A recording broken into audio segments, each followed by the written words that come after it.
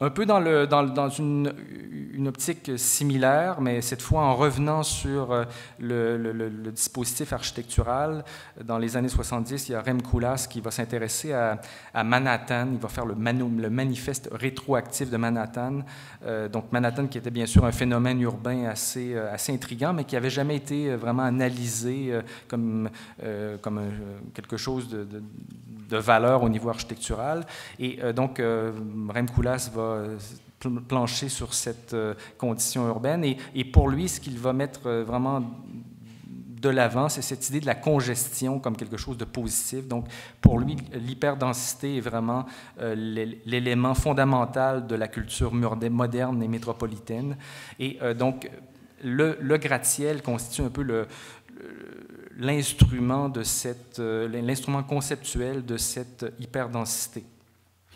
Et donc, le théorème du gratte-ciel, c'est finalement, quand on parle de territoire sédimenté, c'est une forme de sédimentation artificielle, donc de l'accumulation de sites vierges qu'on pourrait donc comme ça superposer à l'infini, à la verticale.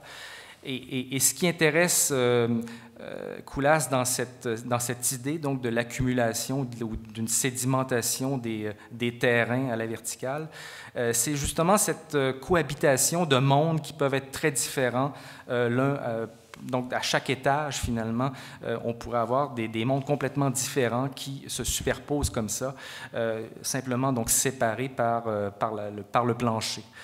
Et donc, on en revient peut-être un peu à cette idée du limen, donc de la frontière entre des hétérogènes. Et donc, c'est exactement ce qui intéresse Koolhaas dans le gratte-ciel. Bon, bien sûr, ici, la frontière, elle n'est pas poreuse. Il faut que ça tienne, il faut que le gratte-ciel puisse s'élever dans les airs. Donc, il y a une forme d'imperméabilité, si on veut, entre les mondes, mais cette imperméabilité-là, elle va basculer lorsque Koolhaas, donc quelques années après, va participer au concours du projet de la Villette, où conceptuellement, il va faire basculer justement la coupe sédimentaire du gratte-ciel sur le sol, et ça va devenir vraiment un système de bandes où finalement les frontières entre ces différents programmes ou ces différentes bandes d'activité vont pouvoir devenir, bien sûr, beaucoup plus immatérielles. Il n'y a plus de nécessité de frontières imperméables. Et donc, ça va être un peu le concept de base de ce projet qui va donc, qui malheureusement n'a pas été réalisé, mais donc Koolhaas a quand même été finaliste dans ce projet. Et cette idée de friction positive entre des activités, donc de frontières poreuses, où donc des activités les plus hétérogènes se frottent, disons. Ça, c'est quelque chose aussi qui me semble être partie prenante de cette idée d'interstitiel, donc pas simplement la trouée, mais c'est aussi la jonction et comment on peut finalement intensifier l'espace et le temps de la ville, justement à travers ce type de friction ou de frottement positif entre des hétérogènes. Et je pense que le patchwork que présente Deleuze et Guattari dans Mille plateaux illustre assez bien ce qu'aurait pu peut-être conceptuellement devenir le parc de la Villette tel que proposé par Rem Koolhaas. Une autre image qui, je pense, peut aussi illustrer un peu cette idée du projet que présentaient Koolhaas et OMA, c'est cette idée de l'élevage de poussière, donc comment finalement traiter avec l'indéterminé, avec aussi des processus. Donc cette idée du mouvement qu'on avait déjà donc évoqué avec Gilles Clément, le tiers-paysage, les friches, mais on peut aussi les aborder au niveau social à travers donc, des activités qui occupent la ville. Et ce n'est plus cette entropie urbaine, quelque chose qui est considéré comme négatif, mais plutôt quelque chose qui est recherché. Donc ici, la vision se transforme. On n'est plus dans la vision hygiénique du mouvement moderne, mais on est vraiment dans presque le contrepoint où on recherche justement cette idée de friction, de de mouvement, de contamination, comme quelque chose de positif. Bon, ça, c'était un peu l'idée de la stratification. Donc, tout devenait, le gratte-ciel, c'est cette accumulation d'activités devenait donc paysage dans le sens d'architecture de paysage. Donc, il y avait les frontières entre les bandes étaient simplement des frontières, des rideaux végétaux qui pouvaient être articulés d'un grand nombre de façons.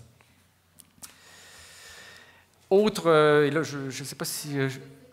Ouais, ça ne sera pas très long, j'ai encore quelques... donc, je voulais donc terminer avec Eisenman. Donc, qui, lui, va travailler sur l'idée de strates. On est encore dans les territoires sédimentés, mais au niveau d'une archéologie, une archéologie pas réelle, une archéologie plutôt fictive, qui va s'inspirer de faits réels, mais qui va reconstruire donc une espèce de fiction. Ici, c'est un projet qui était destiné à un espace donc près du mur, donc on est avant bien sûr la chute du mur, dans les années 80, et pas loin du passage de Checkpoint Charlie. Et donc Eisenman, plutôt que de reconstruire complètement l'îlot, va donc jouer avec une espèce de jardin de murs. Il va reconstruire une partie, mais il va rester quand même beaucoup de vide dans ce qu'il va proposer.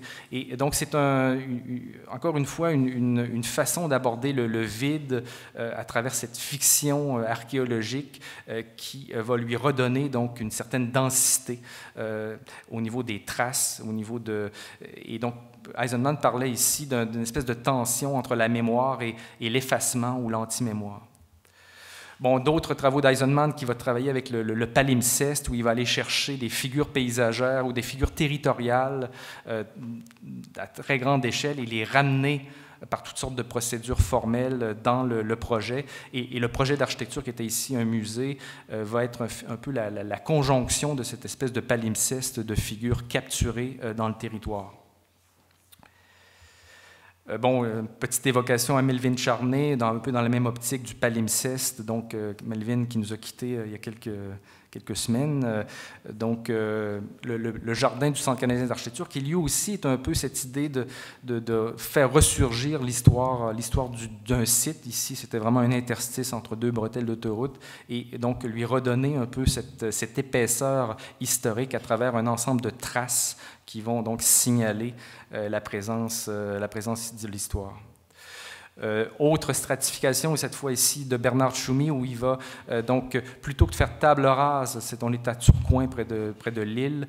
C'est un ancien centre commercial, pas un centre commercial, mais plutôt un centre social d'activité qui avait été très, très actif dans les années 20, et on voulait en faire donc une école d'art contemporain. Et donc, Tchoumi va arriver avec cette solution du toit qui vient donc se superposer plutôt que de démolir ces structures. Le toit qui protège, mais en même temps génère un espace intermédiaire, un espace, ce qu'il va appeler l'entre-deux, qui va être un nouvel espace d'expérimentation, un espace indéterminé, qui va être un peu la plus-value du projet selon Tchoumi. Peut-être juste je disais que j'allais terminer avec Haïti et l'Afrique, mais bon, il me reste quelques images, peut-être juste... Bon, en fait, pour terminer, c'est que finalement, ce qu'on peut apprendre de ces sédimentations du paysage existant, c'est que finalement, comme le disait Venturi Scott Brown, ça peut être révolutionnaire en architecture de simplement regarder ce qui nous entoure et s'inspirer de ce paysage existant.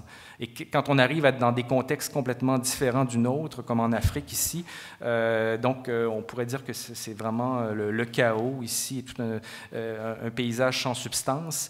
Mais par exemple, si on le regarde à la lumière, par exemple, des diagrammes que j'ai présentés d'Andrea Branzi avec cette idée de ville sans architecture, d'hyper léger, mais ce paysage de Dakar, il devient vraiment fabuleux, il devient presque avant-gardiste d'une certaine façon, donc peuplé de pratiques, de choses ultra légères qui sont continuellement en mouvement.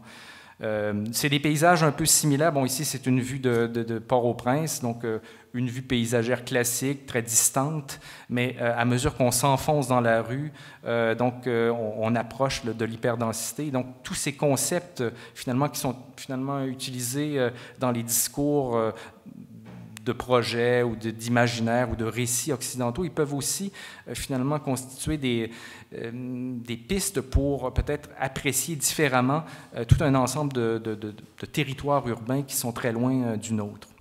Bon, par exemple, quand on parle d'éloge de la congestion, ici, je pense que Rem Koolhaas serait très heureux de cette ville commerciale, de cette rue commerciale de Port-au-Prince. Je pense que ça terminait avec ça.